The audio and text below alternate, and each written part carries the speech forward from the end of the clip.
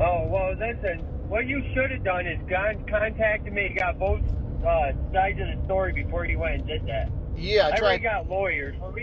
I got great lawyers. I got great lawyers. I'm not worried about that. So, I did reach out to you. I did leave a voicemail. I called twice. So, I got 30 voicemails from everybody calling me scumbag, and I got them all saved. I had 4 people that messaged me, get your number. I don't got TikTok. I'm not smart when it comes to internet. Okay, fine. Listen, this isn't about. I'm not responsible for what other people do. I didn't tell anyone to call you. Okay, I wanted to have a conversation with you, and I'm perfectly happy to do that. All right, but you should have did that before you made the video and got the whole story and seen everything that was going on. Did you watch? We could have got other estimates. We could have got other estimates from other things, contractors and shit, before all this happened. I'm willing to do that. So my video, if you watched my video, you will see that twice in my original video, I was reaching out to you in the video, asking you to call me to set the record straight. I just got your number. I asked you for your number today. I texted 10, 12 people asking for your number. And one guy said he would get out to you. Then he said, get back. I don't have TikTok. You don't have. I don't know. You don't have Google. You can't Google my business name. You cost us our fucking Google account by putting the fucking video up there. That doesn't mean you can't.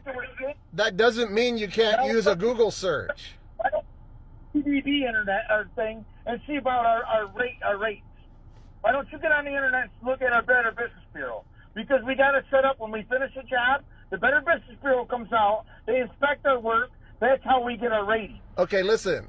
That's how it's set up. First of all, the assertion that somehow you couldn't find my number means that you haven't actually just searched for me on Google. You don't First and foremost, you the rights by going in, taking a picture of something you had no fucking business taking a picture of, and putting it on the internet. I was hired. And then slander.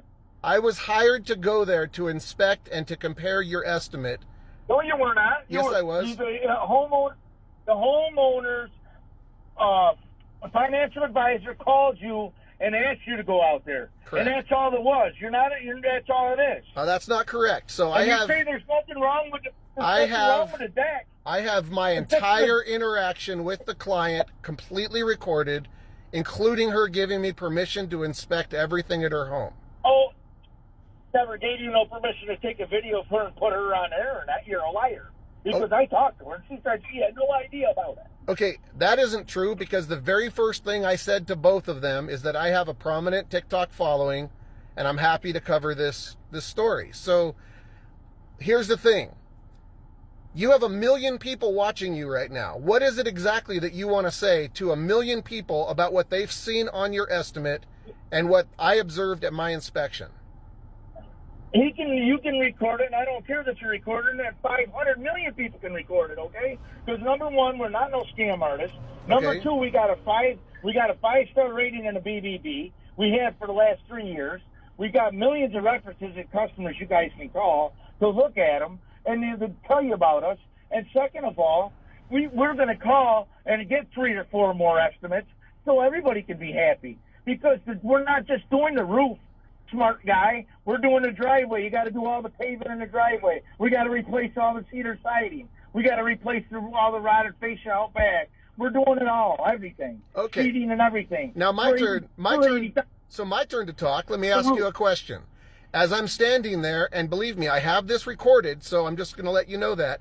She expressed to me that while you guys were there working on the roof, that you came back and told her that all of the roof sheathing needed to be replaced, and that her deck needed to be jacked up, and the posts weren't touching the ground, and that her driveway was in terrible shape. Okay? These things were all expressed to her as imminently failing and things that were like a huge problem. She was afraid for her home. Okay? So you're going to tell me right now that you're going to stand behind your $80,000 estimate for the repairs that were listed on your estimate. For the repairs, because so let me tell you something. You're wrong about rotted. There's a couple boards that are rotted. The reason the whole Right. I'm willing to accept that there were some areas of rotted and deteriorated wood.